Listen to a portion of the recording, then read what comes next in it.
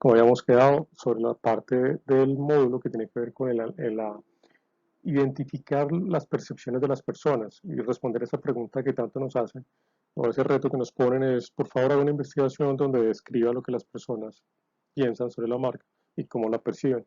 Entonces vamos a estar hablando en este video corto sobre eso. Bueno, espero que sea corto. Entonces, la gran pregunta que tenemos siempre es cómo determinarla, cuáles son los métodos que podemos utilizar. Entonces, hay una serie de métodos que son más o menos conocidos, pero lo importante aquí es como la combinación adecuada en función de los indicadores que queremos sacar o la información que queremos obtener. Entonces, cuando uno le piden entender la percepción de alguien, una manera de entender también esta pregunta o de ver la pregunta es esta, y a mí me suena mucho esta frase que nos decían en la casa, y es, haga memoria para que se acuerde de algo.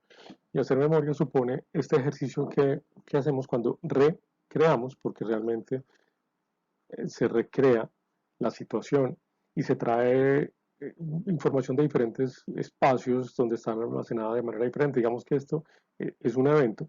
Voy a poner aquí como una estructura que es como un hipervínculo y en ese evento están asociados información visual, está del lugar, está pues olfativa, táctil, toda la parte sensorial, está mm, digamos que toda la composición del espacio, como decía ahora, el sentido que tenía para mí, las emociones de ese momento. Y a medida que se van armando los lazos o se van recuperando los lazos, todo el recuerdo se va reconstruyendo. Entonces, digamos que nosotros tenemos diferentes tipos de memoria y cuando le piden explorar la memoria hay que hacer un clic como en esos diferentes tipos porque nos sale información distinta.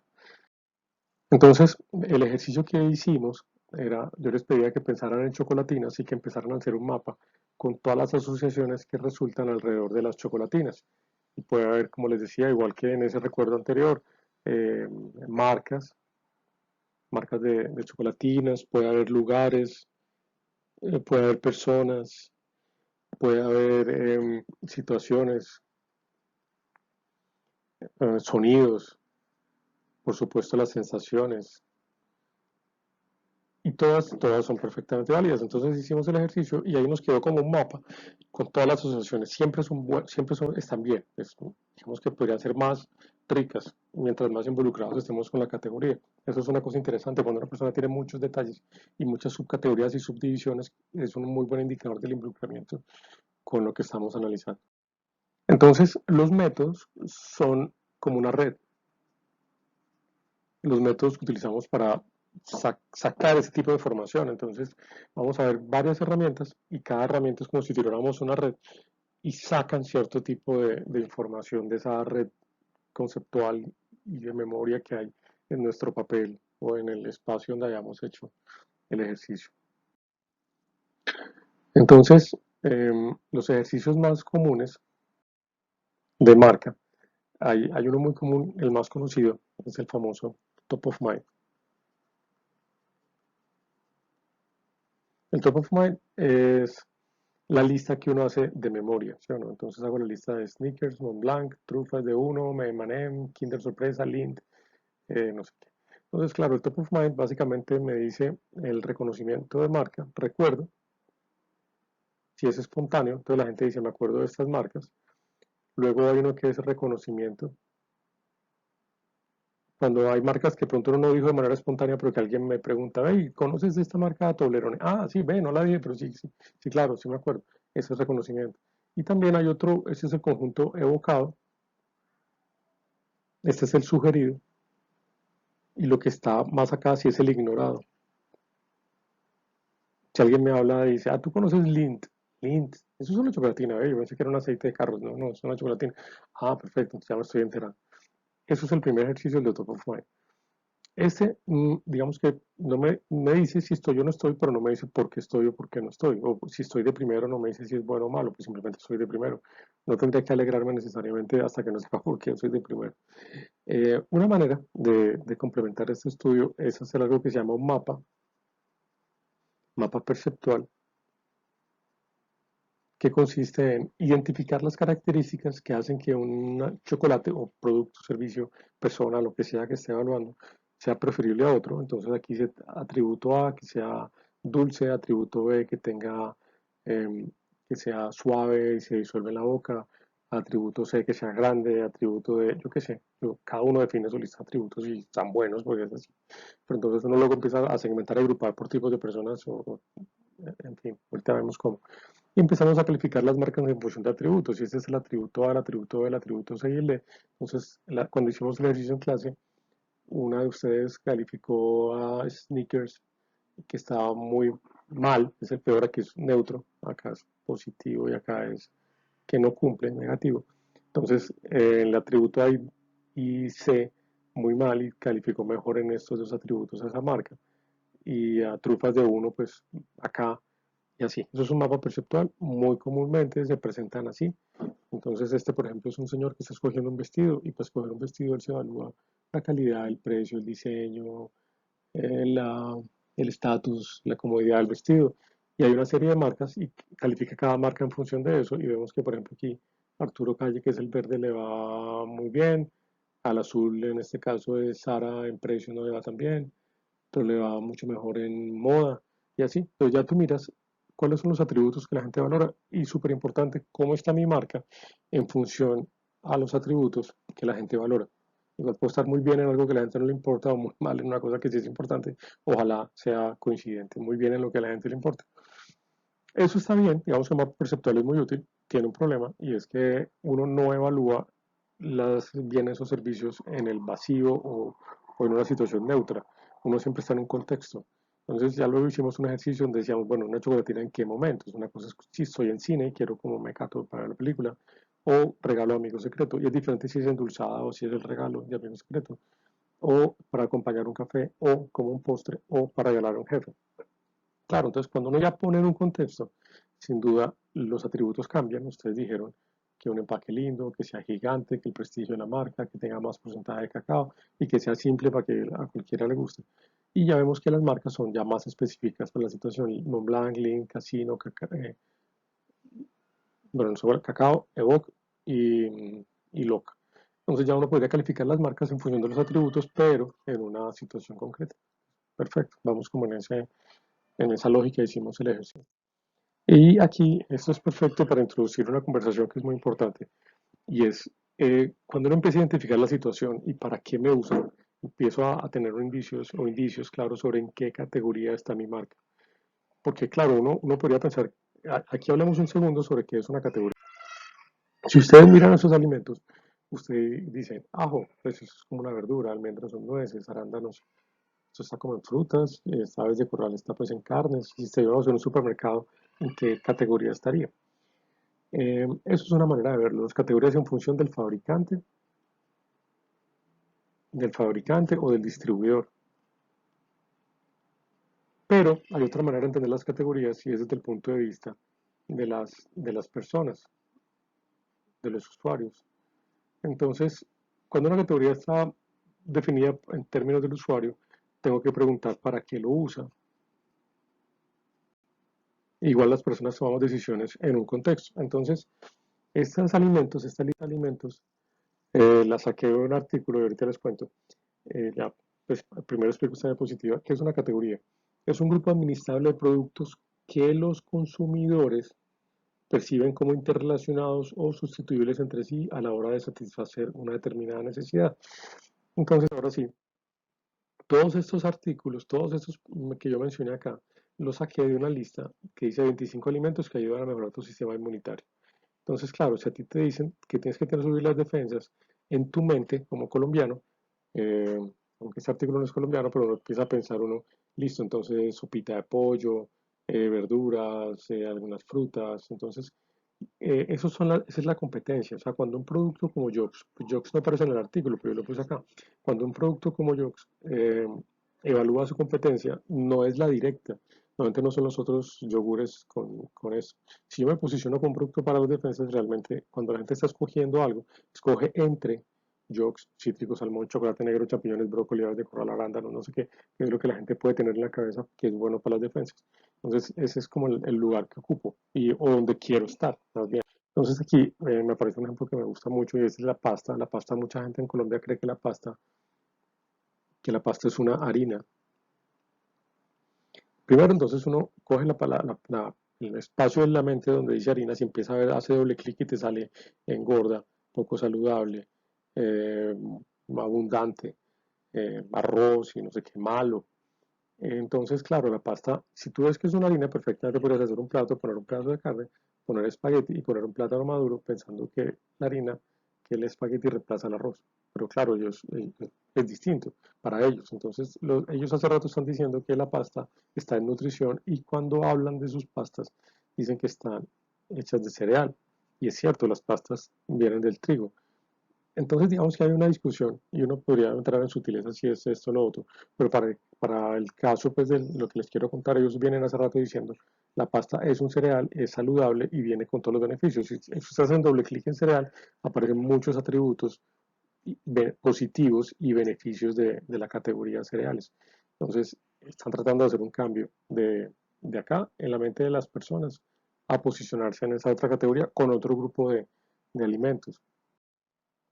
La carne de cerdo en Colombia, por ejemplo, ha venido haciendo un trabajo donde han ido evolucionando.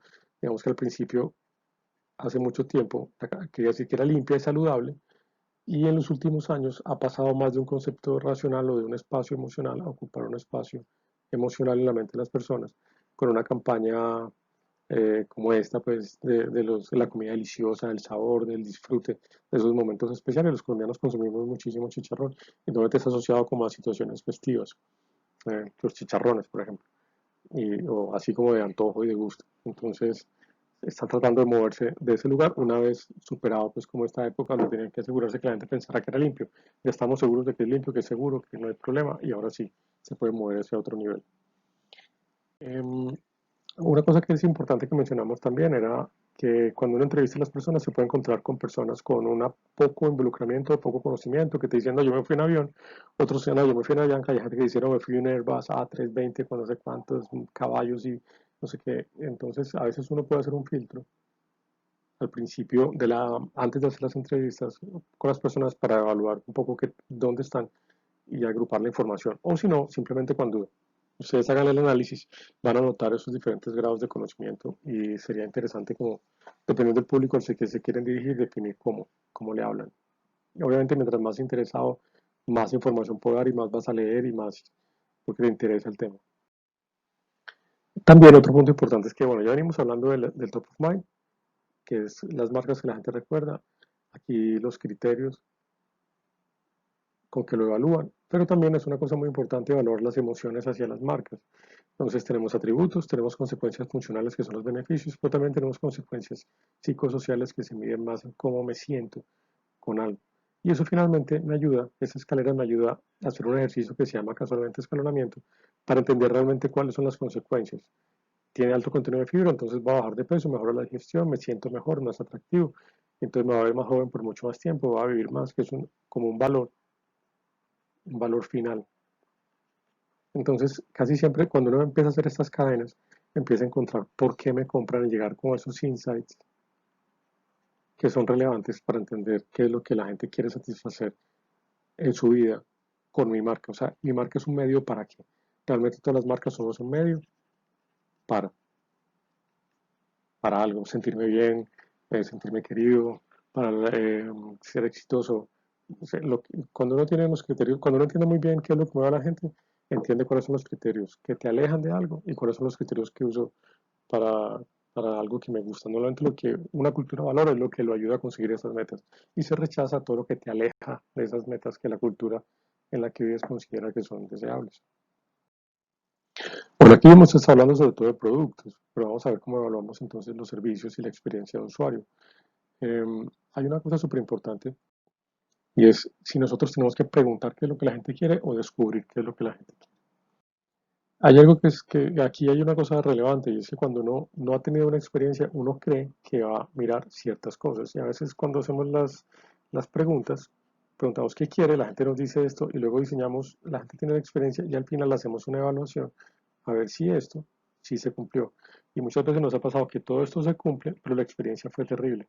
¿Por qué? Porque en el medio del proceso surgen muchas situaciones que nos plantean o dejan evidentes expectativas que ni siquiera sabíamos que teníamos. Entonces, esa es una diferencia importante entre la investigación antes y la investigación en el uso. Aquí entonces lo que utilizamos normalmente es lo que se llama un mapa de experiencias para identificar si las expectativas explícitas, o sea, las que las marca hizo o la persona dijo, se cumplen y también si estamos a la altura de las expectativas implícitas que la gente tiene, que tal vez no sabía que tenía hasta que ya está en medio de la experiencia. Entonces, que tiene un mapa de experiencia, tiene tres componentes. Uno, que es lo que hace.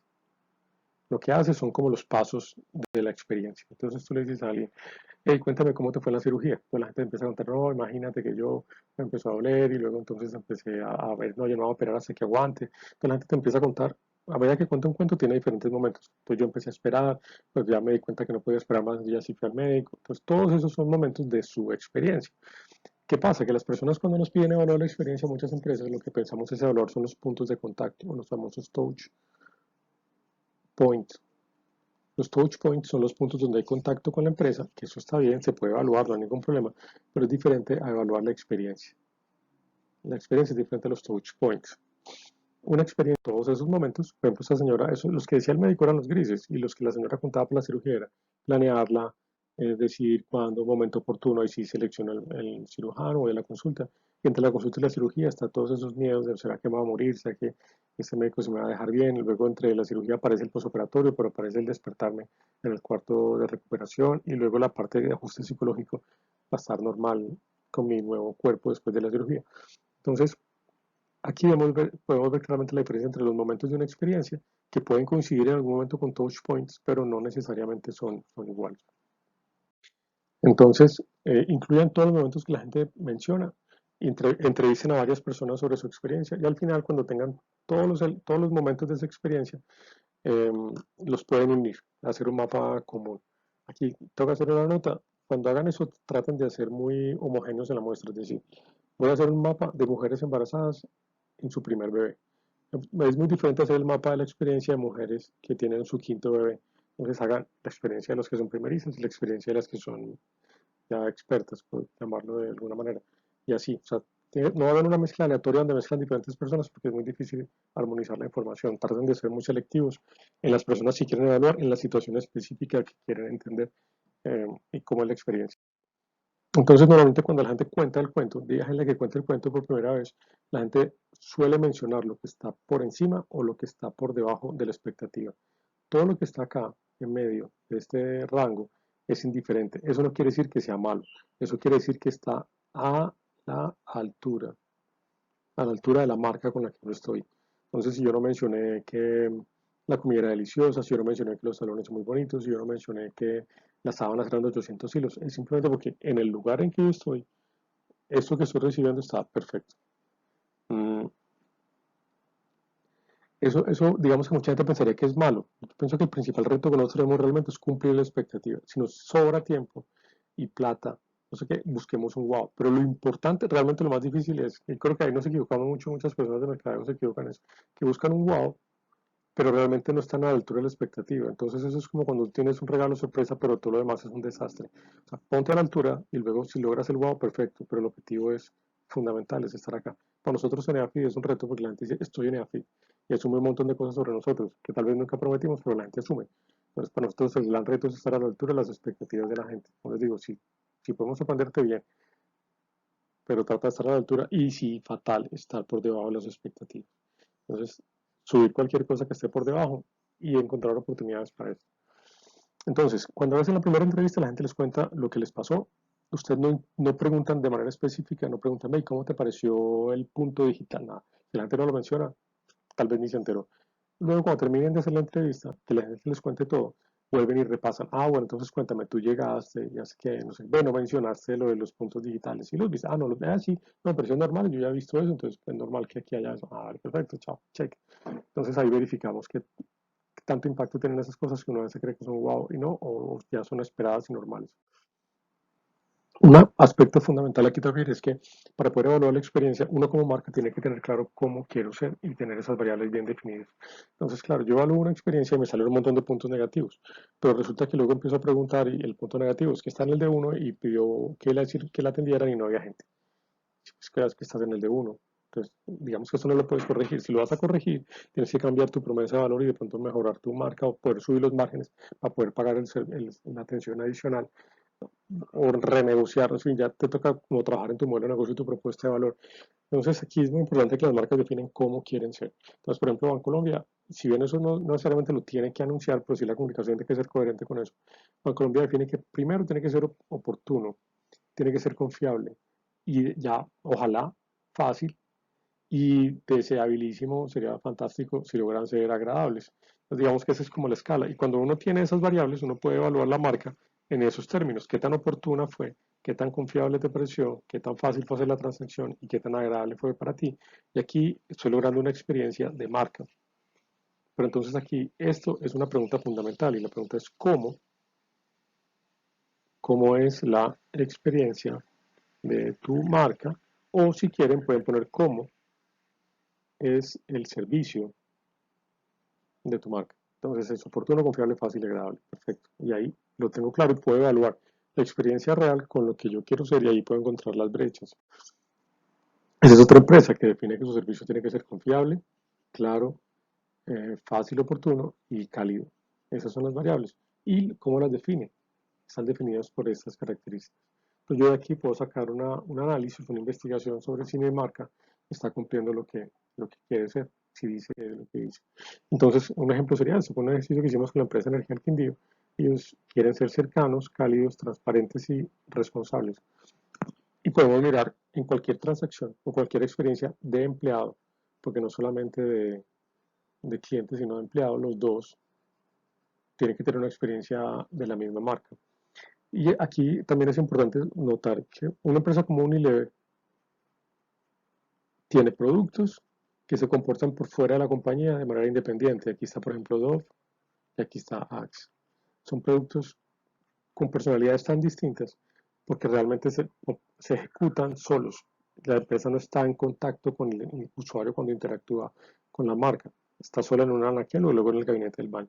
Pero las empresas de servicio normalmente el nombre de la empresa es la misma marca. Porque las empresas de servicio, como son por dentro, son por fuera. Aquí es fuera, aquí es dentro. Yo no puedo ser una empresa que dice que soy cercana, cálida, confiable y transparente si por dentro no soy cercano, cálido, transparente y responsable. No puedo. Sería bastante como esquizofrénico. Entonces las empresas de servicio, si es Avianca, normalmente la marca tiene los mismos valores de la compañía. Si es Sura, también. Si es Seafit, también. Porque esa coherencia es súper importante y por eso hablo de la experiencia de empleado y la experiencia del cliente. Yo no puedo tener aquí una experiencia horrible como empleado y luego pretender que salga acá y me transforme en la mejor persona de repente. Entonces, ahí es fundamental esa coherencia. Em, bueno, entonces también, cuando estamos hablando de ese proceso, tenemos que hablar de las emociones, ya lo alcanzamos a mencionar en un momento. Es diferente son diferentes la sensación, que es lo que se capta por los sentidos. Esas sensaciones están estrechamente ligadas a emociones, como la alegría de comerse algo dulce, algo así. Y los sentimientos es la emoción más pensamiento. Cuando yo me siento culpable por pensar que no debí comerme ese chocolatina y me siento culpable porque me alegré muchísimo con algo que le pasó a alguien, puedo sentirme culpable. Si fue algo malo lo que le pasó a esa persona. Entonces, sentimiento es emoción más pensamiento. Listo. Entonces, cuando nosotros hacemos las entrevistas, es muy importante que entendamos las emociones que las personas están sintiendo en el momento que están experimentándolo. Acá ya en Mercadeo hace rato decimos que es el top of mind versus el top of heart, pero realmente no sabemos mucho qué son las emociones. Aquí les recomiendo dos videos. Este primer video es de una señora que se llama Lisa Feldman, que ella no es la mejor conferencista, pero este video entero explica que las emociones no son eh, como unas construcciones biológicas que están ahí predispuestas y que nos atrapan y que se apoderan de nosotros, sino que realmente las emociones son construcciones que nosotros alimentamos a partir de lo que pensamos sobre lo que estamos sintiendo, bien sea por información que llega de afuera, de los eventos que suceden fuera de nosotros y por mis estados fisiológicos internos. Eso se une y nosotros tenemos que construir la emoción. La emoción no se genera automáticamente desde una parte del cerebro que está ya predefinida y me atrapa. Entonces, esta otra conferencia también es muy interesante en ese mismo sentido. Esta señora Tiffany Watts explica que mientras más rico sea el lenguaje emocional que tenemos para describir lo que sentimos, le podemos poner un nombre concreto y saber exactamente qué es y cómo reaccionar, y no simplemente calificar todo como de malo o bueno, agradable o desagradable, sino que hay unos nombres específicos que me deben entender qué es diferente, es como diferente decepción a tristeza y a melancolía. Son distintos, aunque se pueden sentir similares, la descripción es distinta. Entonces, cuando hagan investigaciones de emociones, yo les recomiendo que utilicen guías de emociones. Esto es darle a la persona una tablita donde le pides que marque cuál es la emoción que mejor describe lo que está sintiendo. Entonces la persona empieza a escribir, no, me siento explotado, me siento ignorado, me siento ofuscado, en fin. Y tú le preguntas, ya empieza una conversación, ¿y por qué te sientes así? En fin. Y lo más importante es como todo lo que devela esa conversación, porque tú empiezas a notar qué lo hace sentir así. ¿Qué hizo alguien? ¿Qué encontraste? ¿Qué notaste? ¿Qué sucedió? ¿Qué provocó en ti esa emoción? Entonces acá empiezo a ver los atributos, beneficios, maleficios de la marca, que son los que yo puedo intervenir. Entonces ahí, digamos, el objetivo, o sea, lo importante de definir la emoción precisa va más allá de simplemente ponerle el nombre, es la conversación que te permite ver qué es lo que hay detrás para luego poder tomar decisiones. Ese es Emotiscape, lo pueden buscar así, Emotiscape, y ponen Ipsos y seguramente les aparece. Hay otro que es la rueda de emociones de Plutchik, que es donde tú le pides a las personas que seleccionen entre estas, por ejemplo, cierto terror, miedo o aprensión, se van atenuando, o pesar, tristeza o ensimismamiento también se van atenuando. Y lo hemos usado en investigaciones y la gente pues escoge cuál es la que más se parece a lo que siente.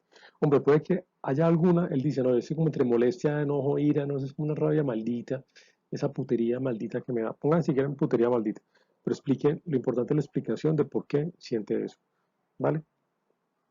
Ya damos información. Y simplemente para complementar, Plutchik tiene unas combinaciones interesantes de emociones donde les puede permitir saber qué es lo que les pasa a ustedes. Porque a veces es fácil decirle al otro, dime qué te pasa, qué sientes, pero no reconocemos que a nosotros mismos nos cuesta. Entonces, por ejemplo, hay una mezcla de emociones. Por ejemplo, sorpresa y tristeza es decepción. ¿Qué sorpresa tan triste tuve o me diste? Me dejaste decepcionado. O por ejemplo, rabia y anticipación, estoy agresivo. Como, pues, como algo viene y estoy con ganas de comer, destruir y así. Eh, Alegría y confianza es amor y así. Sorpresa y confianza es curiosidad. Esas combinaciones de emociones son interesantes para, como les digo, entender lo que la gente está pensando, pero en este caso para nosotros mismos también. Bueno, aquí tienen unos ejemplos de algún caso en que lo hicimos, pero bueno, este es otro ejemplo ya de un mapa de experiencia donde tiene las tres capas, lo que hace. Aquí está en la casa, mientras va al gimnasio, es antes del gimnasio, en el gimnasio, después del gimnasio, lo que piensa en cada momento. No me toque desayunar liviano, no puedo comer muy pesado porque me hace daño, qué pereza ponerme a cocinar, y así.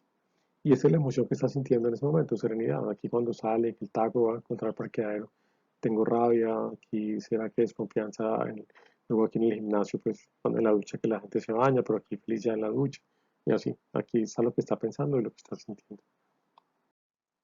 Es otra manera de expresarlo, normalmente como les digo, aquí está lo que piensa, aquí está la emoción neutra, emociones agradables, emociones desagradables, la intensidad, entonces tú dices, estás feliz, ¿qué tanto de 1 a 5? Si esto es 5, entonces no, 5 hasta acá, o estoy aburrido acá, pues como graduar en términos de la intensidad percibida de la emoción. Entonces un mapa describe cómo en el tiempo cambia la experiencia esos componentes.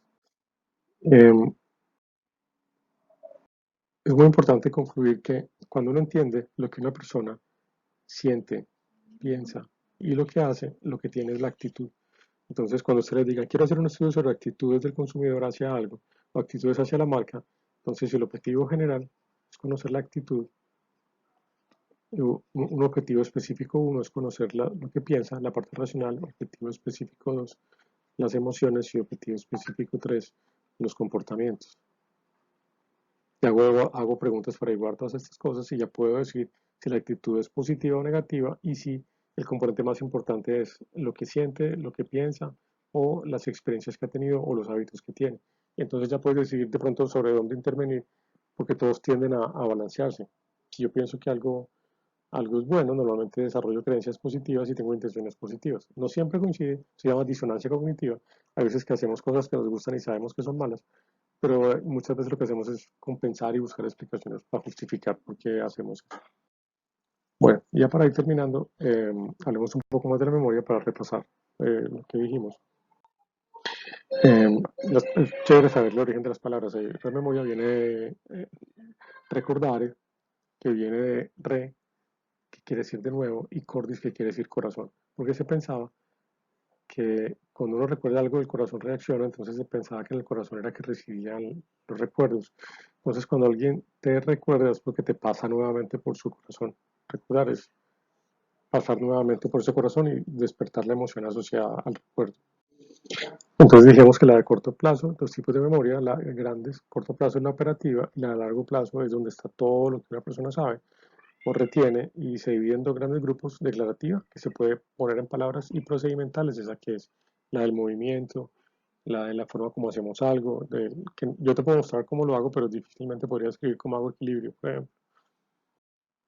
La semántica es la que hemos venido explorando con todos los mapas perceptuales. Dime qué hace que un chocolate sea mejor, qué hace que sea peor, por qué te gusta, por qué no te gusta, y hablamos de las cosas buenas, de las malas. La episódica es esa que nos referíamos cuando hablábamos de los momentos de la vida, cuando uno puede definir su vida en momentos y hacer clic en cada momento y te abren en casi carpetas por épocas de la vida, la época del bachillerato, la época del recién egresado, la época de soltero, la época de casado y así. Esa es la memoria episódica de muchas empresas y muchos recurrimos a esos momentos que son relevantes, que todos tenemos memoria de qué pasó. Por ejemplo, esto del COVID, dentro de unos años va a ser muy importante preguntarnos de qué estabas haciendo cuando la pandemia. Entonces todos vamos a empezar a recordar, claro, con quién vivíamos, cómo estábamos, qué pasó el día que me tuve que encerrar. Yo me acuerdo del último fin de semana que está en la piscina, pero se cierra la universidad, va para la casa.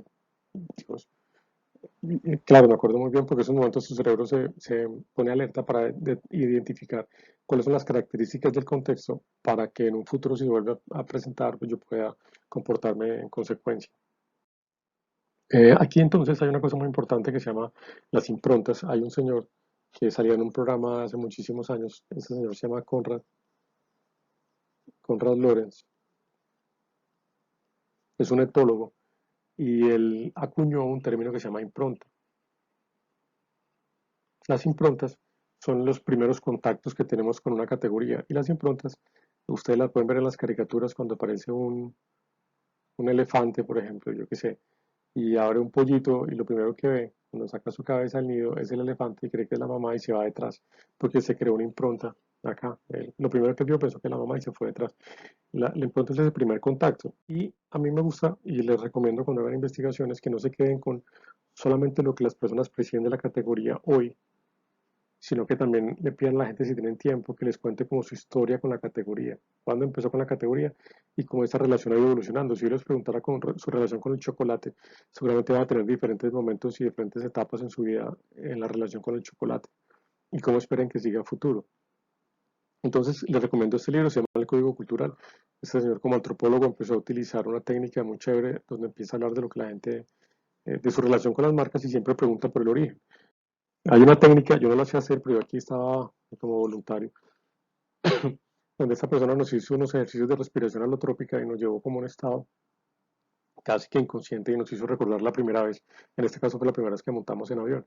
Impresionante, recordé que tenía puesto ese día, donde estaba Montería, el aeropuerto, el calor, súper vívido. Luego nos trajo otra vez al presente y todos empezamos a notar en estas hojas nuestras impresiones y empezamos a discutir para encontrar la impronta del vuelo. La impronta. Y esa impronta define mi relación hoy. Entonces, esa relación tiene una historia. Entonces, la invitación es a que conozcamos la historia de esas relaciones también para entender todo lo que hay asociado a la marca. Y ahí aparecen muchas cosas inconscientes que tal vez la gente como su nombre lo dice, no tenía tan claras. La procedimental tiene que ver con la memoria del cuerpo, como les decía, ya lo expliqué hace un rato. Aquí pongo un baile, pues una cosa que aprendiste a hacer desde niño, y eso es en la Guajira, y lo aprendes a hacer ya, tu cuerpo lo sabe. Y pueden pasar años y lo intentas de nuevo, puede que seas menos diestro, pero tu cuerpo sabe los pasos. Bueno, les quería contar un método que es también muy interesante, ya cerrando esto de la información sobre la memoria. Es un método de análisis de metáforas de un profesor de Harvard que se llama Gerald Saltman. Él dice que las personas, el módulo se llama ZMET, que es Sistema de Licitación de Metáforas de Saltman, dice que nosotros cuando hablamos em, logramos poner en palabras algunas partes de lo que entendimos. Eso nos pasa muy claro cuando uno entiende una explicación y el compañero al lado te dice, explícame, y dice, ups, no, espérate, yo me organizo a explicarte. Entonces, en ese proceso de organizarme, mi capacidad de expresión y mi lenguaje define muchísimo lo que soy capaz de declarar formalmente. Entonces, digamos que hay una brecha entre lo racional y lo que soy capaz de declarar, que esa brecha es mayor si quiero expresar mis emociones y que esa brecha es aún mayor entre lo que, hay cosas que yo ni siquiera sé o que están en mi inconsciente, sé que me mueven o que están ahí, pero ¿cómo hago para decirles? Entonces la técnica de Saltman consiste en pedirle a la gente que te prepare un collage y así durante una semana está pensando en la categoría, va recogiendo imágenes y luego cuando te entrevistas con él tienes un mapa de las imágenes. La primera parte de esa entrevista es, eh, tú le pides a la persona que seleccione imágenes que expresen los pensamientos y sentimientos sobre el tema de interés. No tiene que ser, si vas a hablar de carro, no tiene que ser imágenes de carro, no, lo que el carro representa para ti. Y traerte un collage. Y ya cuando trae el collage, después de haber estado una semana pensando en eso, el primer paso es tener una conversación sobre cómo fue hacerlo. Hay gente que lo disfruta mucho y que encuentra mil cosas, hay gente que no tanto. Y eso dice mucho de su relación con la categoría. Y luego empiezas a hablar sobre qué tan fácil o difícil fue y qué esquema utilizaron. Entonces, por ejemplo, acá, cuando yo entrevisté a esta persona, me decía que ya, bueno, le pregunté por las imágenes, cómo fue, en fin. Después, bueno, cuéntame tu collage. ¿Qué forma? Pues aquí puedes hacer preguntas que pueden parecer vos. Cuéntame sobre la forma que le diste. Claro, te empezó a explicar que la boca es muy importante, porque cuando ella se maquilla con los ojos tiene una intención, que es captar la atención, pero la boca es la sensualidad. Entonces, el color de la boca, ya ahí me explicó un montón de cosas que no tenía ni idea, que es lo chévere. Después le empecé a preguntar qué imágenes eran las más importantes o la más importante del collage, que si tú la quitas ya se daña. Me dijo que esta, porque el collage era, perdón, el maquillaje es muy difícil de lograr, el efecto adecuado que tú quieres, la expresión que quieres lograr. Entonces de ahí uno fue, vamos sacando, entrevistamos a muchas personas y con muchas personas empezamos a entender como la red de conceptos alrededor del maquillaje, ¿no? Que el maquillaje para muchas mujeres significa luz, no estar maquillada es como estar en la sombra, estar como por fuera del juego. Sí, entonces paso como agachada por un lado de las cosas, pero cuando ya voy a jugar y voy a ser parte de la acción, entonces ya me maquillo, me presento y asumo ese rol. Y aquí digamos que aparecen varias cosas importantes, pues que es algo que se tiene que aprender, que hay unos maestros que pueden ser familiares o hay expertos en esto, que es difícil aprender a usar y muy complicado quitarse. Están los miedos a parecer un payaso, o como una grilla decía mucho. Están las ocasiones en que yo me transformo y aquí resalto me siento sensual, con confianza, en fin. Empezamos a sacar como esas asociaciones y ahí empezamos a encontrar como tipos de mujeres en función de su relación con el maquillaje. Están las que son entusiasmas y están aquí en un eje que son motivadas por externo, como por el impacto y la consecuencia que tienen los demás en maquillaje y resaltar su personalidad. Estas mujeres tendían a ser más este rol de quiero seducir, quiero hacerme notar, tengo una posición activa en ese juego de social y de seducción. Luego aparecían otras mujeres que eran más motivadores internos y un poco más, menos activa en ese rol de quiero conquistar, era más como que alguien, mi príncipe azul me descubra y me vea hermosa, o tengo que estar hermosa para esa situación, para cuando las cosas pasen yo esté perfecta y divina y no sé qué, entonces que mantenerme linda, o personas que quieren simplemente que el maquillaje proyecte, no les opaque su interior y que entonces hacen un maquillaje mínimo, pero para que sean ellas las que resalten y no el maquillaje que se robe el protagonismo. Pues digamos, este tipo de mujeres nos aparecieron en esa investigación.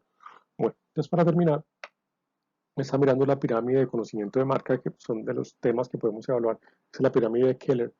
Él menciona que uno puede evaluar diferentes niveles de conocimiento, como el qué tan involucrado, qué tanto interés tengo en la marca y la profundidad y la amplitud. Entonces aquí está la ayuda sin ayuda, es que la ayuda sin ayuda, el recuerdo sin ayuda, o el recuerdo ayudado, o el reconocimiento de marca que mencionamos al principio cuando hablamos de top of mind, y cuando la uso. También está la imagen funcional y los beneficios, en la parte de atributos y características positivas que veo, y la imagen y beneficios emocionales. Quién, cuándo, dónde está utilizado, la personalidad de quienes lo usan, lo que proyectan. Aquí está la evaluación emocional, cómo me siento con respecto a mí mismo por usar esa marca, la credibilidad y el valor que le doy a la marca y finalmente las evaluaciones de lealtad y sentimiento de comunidad e involucramiento con la marca. Entonces digamos que entre estas herramientas que vimos nosotros pueden encontrar varias que les sirven en diferentes niveles de esta pirámide Brand Knowledge de Keller. Listo. Entonces, nada, yo pienso que este ha sido como una mirada rápida, pero que espero les sea útil para complementar este proceso que viene haciendo tan interesante de aprender sobre marca y todo este diplomado que están haciendo. Entonces, quedo muy atento y si tienen dudas, comentarios, preguntas, con muchísimo gusto. Que esté muy bien.